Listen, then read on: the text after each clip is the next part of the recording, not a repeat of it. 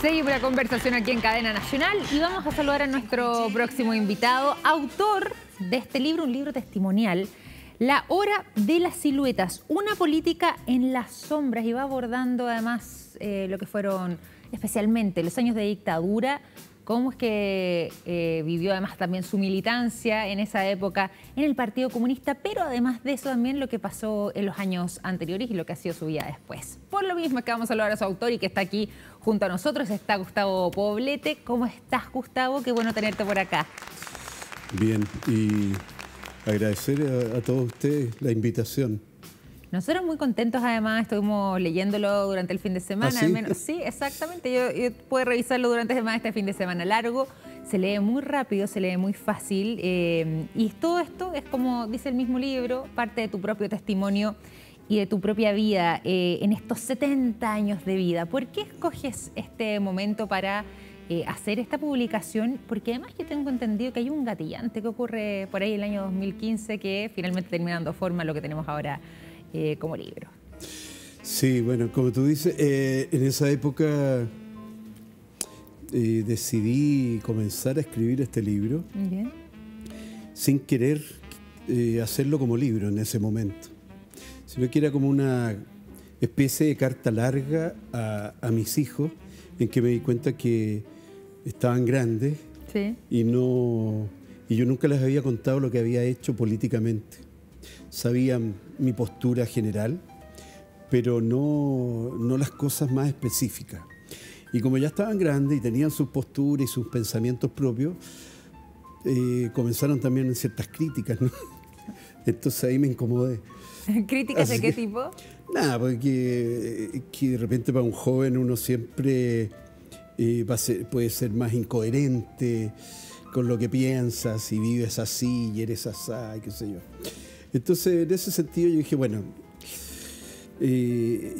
quizás le había quitado el cuerpo a hacer eso y decidí hacerlo. Me demoré 7 años en tenerlo listo, y recién se salió de la impresión en diciembre ahora pasado. Sí.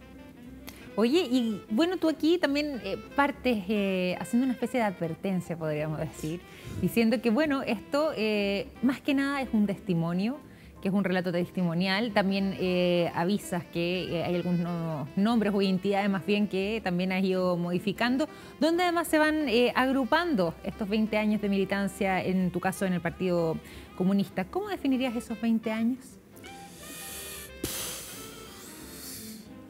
Intenso, yo creo, de partida, por lo que uno puede desprender del libro. No, pero tremendamente intenso, sí. De gran compromiso en todo sentido, como ser humano. Sí. Y un trabajo que era casi esquizofrénico, en el sentido en que uno vive una vida normal. Sí. Y una vida, dijéramos, entre comillas, anormal, ¿no? Y eso se va pimponeando a veces durante el día, durante algunos días. Es distinto, por ejemplo, a las personas que en la época de la dictadura vivieron clandestinamente, sí, en que son personas que ingresan al país, nadie sabe y tal, y tienen como... Es terrible también, pero es distinto. Yo venía, de repente en el libro narro en un momento que yo venía de una misión en que casi me agarran los militares, y llego a la casa y, bueno, en mi casa habían unos amigos compartiendo con mi mujer, y yo tuve que en 2 minutos sentarme ahí, ja. Como si nada. Como si nada. Entonces esas cosas son complejas, son complicadas. Sí.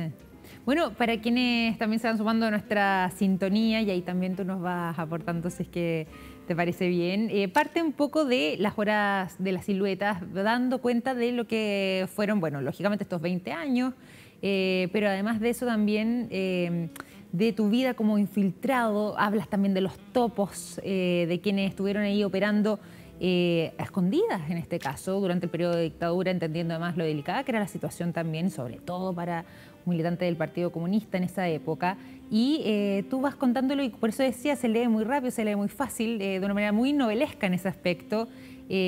todo esto uno va viviendo un poco el vértigo y situaciones como la que tú mismo narrabas ahora recién. ¿Te traspasa eso la lectura? Sí, totalmente. De verdad que era como leer, entre comillas, lógicamente, digo una novela en el sentido de que uno se queda ahí pegado y sintiendo también la emoción de que haber sido en el minuto. Sí. El vértigo, el nerviosismo, el peligro. Qué bueno que me digas eso, porque de repente yo soy ignorante en la escritura, digamos, no soy escritor. Tú eres arquitecto. Claro, entonces, claro, uno en mi ignorancia, yo pretendí ciertas cosas al escribir el libro, y de repente, en el caso de escucharte a ti que digas eso, me agrada, porque quiere decir que se lograron ciertas cosas que yo pretendía. Qué bueno. No, porque realmente es así. Bueno, ¿y te parece si es que hablamos justamente de las siluetas, ya que es la hora de las siluetas? ¿Quiénes son estas siluetas? ¿Cómo se componen? Y a ver si es que podemos ahondar un poco en esta figura de justamente lo que tú conoces bien, el tema de los infiltrados y el tema de los topos.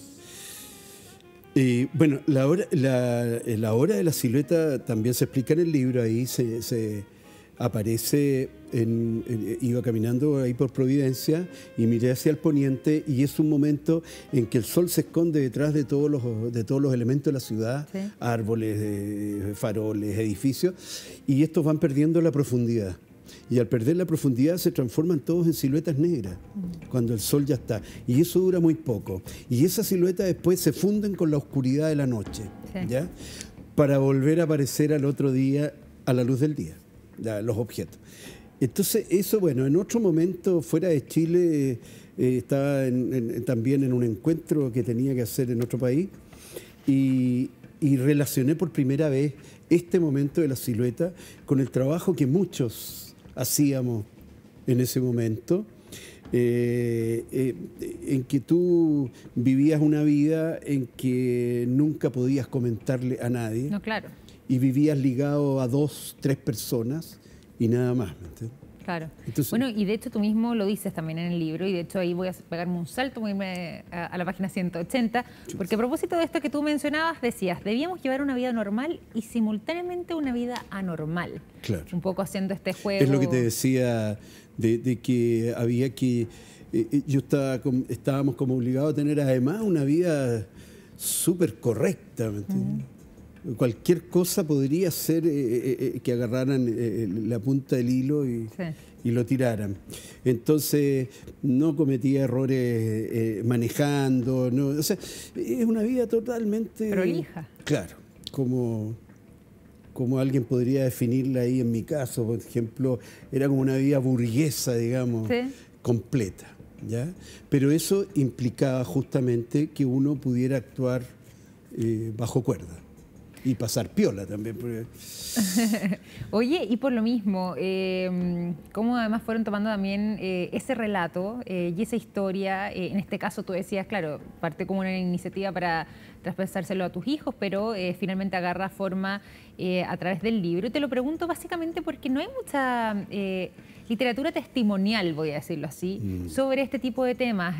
Algo hemos conocido a través de reportajes, también hay algunos escritos, hay algunos periodistas que incluso han intentado abordar este tipo de temáticas, pero yo en lo personal, y de hecho nosotros lo discutíamos también en la pauta, yo diría que es la primera vez que escuchamos a alguien narrar este tipo de episodios en primera persona. Bueno, hay varias personas que, te insisto, yo inconscientemente volví a actuar en este libro. Y me han ido diciendo justamente algunas personas que lo han leído, que han sabido, de que no hay testimonios de este tipo. Claro. Y que lo que pasa es que a medida que yo lo iba escribiendo y que siempre tenía dudas si iba a llegar a ser un libro, si no, de repente escribía 20 páginas, las borraba todas, porque encontraba que eran cosas que no debía contar. El problema mío estuvo también en cuál era el límite de lo que se debía contar y lo que no se debía contar, ¿ya? Y después de mucho tiempo logré, yo creo, tener un límite de contar algunas cosas y el resto, que este es como la punta del iceberg, y el resto las guardaré para siempre. O sea, hiciste tu propio ejercicio de editar además parte de lo que fueron esas vivencias, para mantener también cierta seguridad, me imagino. Claro, porque de repente contar algunas cosas de este tipo pueden dañar alguna institución o algunas personas y no corresponde. Entonces, ese límite para mí fue fue bastante difícil lograrlo, ¿ya? Y como te digo, lo hacía, lo rehacía, y de repente además, como largo tiempo yo estaba hasta cierto punto convencido de no hacerlo. ¿Y por qué no lo iba a hacer? Claro, pero había este bichito que todos tenemos por otro lado que me decía, hazlo, hazlo. Y por lo mismo, ¿por qué ahora es relevante responder esa pregunta? ¿Qué es lo que hiciste durante la dictadura? ¿Y qué ha pasado también contigo en ir refrescando esas memorias? Bueno, al principio, cuando empecé a refrescar esto, yo caí enfermo como unos 4 o 5 días a la cama. ¿Ya? Me dieron fiebre, me dio fiebre, dolor de estómago, terciana, dolor de músculo. Y mi familia me decían, bueno, es que estás escribiendo, estás removiendo todo eso. No, le decía yo, si esto es un resfrío. Claro. Entonces... ¿se despertó algo muy fuerte entonces? Claro, fue algo que... Lo que pasa es que esas cosas uno las hace para no contarlas, para que nadie las sepa. Y de repente me vi rompiendo eso. Claro. Conmigo y quizás con otras personas que en este momento pueden encontrarlo, que yo hice una ruptura que no se debería hacer. ¿Pero te han hecho ese comentario? ¿Te ha llegado algún...? No, fíjate, por el momento no. Lo que pasa es que los comentarios que a uno le llegan en estos casos son los comentarios positivos, que te dicen, me encantó tu libro, lo leí fácil, me parece increíble, bla, bla, bla. Los que no piensan así no te llaman. Entonces, qué bueno, porque así uno se queda con lo positivo y queda feliz de lo que hizo. Oye, contémosle, ¿te parece quizás algunos episodios? No todo, no vamos a hacer spoiler con el libro completo, pero sí quizás algunos pasajes que para ti sean relevantes y para quienes también nos están sintonizando y que quieran adentrarse un poco más en la hora de las siluetas. ¿Qué tipo de historias, qué tipo de misiones podrías contarnos acá también en el programa? Pucha. A ver, algún pasaje, como por ejemplo que tú nos narrabas antes, que en alguna oportunidad tuviste una misión y que después tuviste que llegar a tu casa, había un grupo de personas y tú aquí como, bueno, sí. Como si nada. Es que una vez, eso ya es como al final, ¿verdad? Y yo estaba trabajando y nos pidieron una misión que era parte de lo que en ese momento se trabajaba de guerra psicológica. ¿Ya? ¿Qué es la guerra psicológica? ¿En qué yo había salido a prepararme en guerra psicológica, que en Chile no se ocupa conscientemente. Sí. Y volví, entonces me pusieron en eso, y teníamos que intervenir el Festival de Viña. ¿Ya?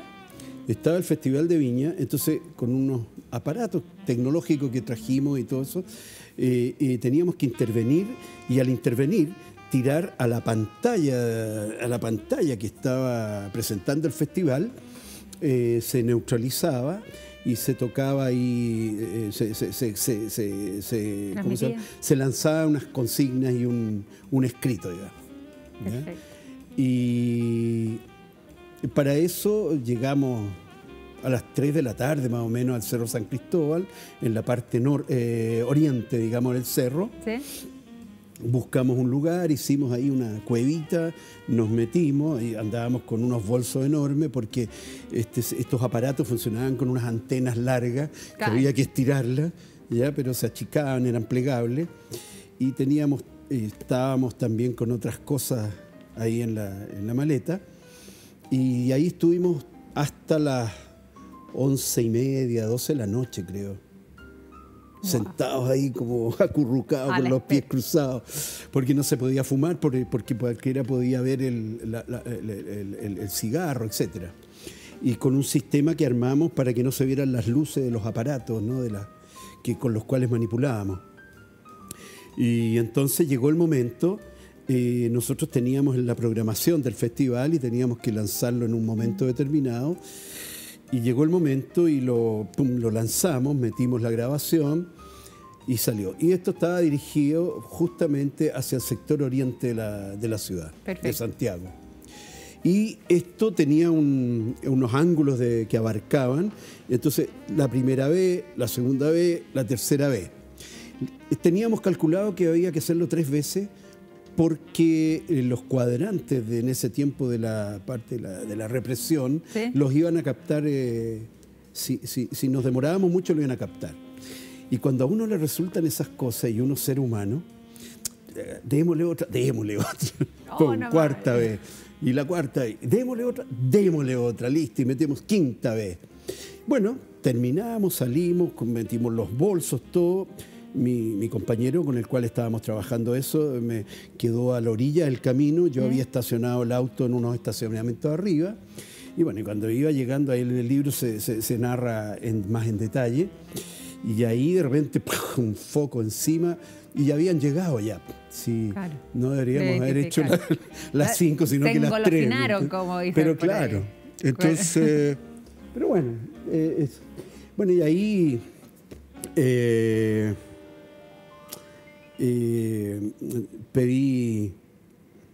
me hice el choro, la verdad que las cosas. Eso, ¿cómo resolviste eso? Además también... Porque me lanzaron un foco y yo antes, precavido, dejé en el auto un papel que decía pana de freno. ¿Ya? En ese tiempo usé un auto que era un Citroën de estos que se subían y se bajaban y que tenían fama de tener problemas en el líquido de freno. Y como tenía esa fama, yo dije, puse un letrero, bajé, tengo problemas de pana de freno. Y me llevé un tarro que yo tenía. ¿Ya? Entonces cuando volví venía con el tarro, aunque nunca pensé que iban a estar ahí. Mira. Pero estaban. Eso era Pero había tomado las precauciones. Claro. Y entonces ahí yo pedí hablar con el oficial a cargo. Trajeron al oficial a cargo. Le dije, mira, le dije, ¿puedo hablar contigo a solas por allá? Le digo, sí, me dice, nos corrimos. Y le digo, mira, yo vine al cerro con una amiga, mi mujer no está en Santiago, y entonces esto no se puede saber, le digo, y qué sé yo, y yo bajé, y bla, bla, bla, bla, bla.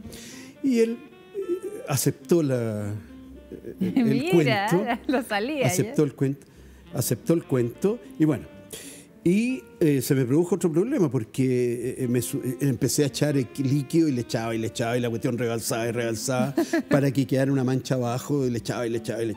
Bueno, y cuando me voy ahí, le digo hasta luego, gracias, me voy, y me golpea la ventana, me dice, le pido un favor. ¿Cuál? Puede bajar a 3 conscriptos que van... y yo tenía que pasar a buscar a mi amigo que estaba con las bolsas llenas de cosas. Bueno, la cuestión, cuento corto, bajé por Pedro Valdivia Norte, ¿sí? Ahí dejé a los estos y ahí ya me fui a la casa. Y ahí es cuando llegué...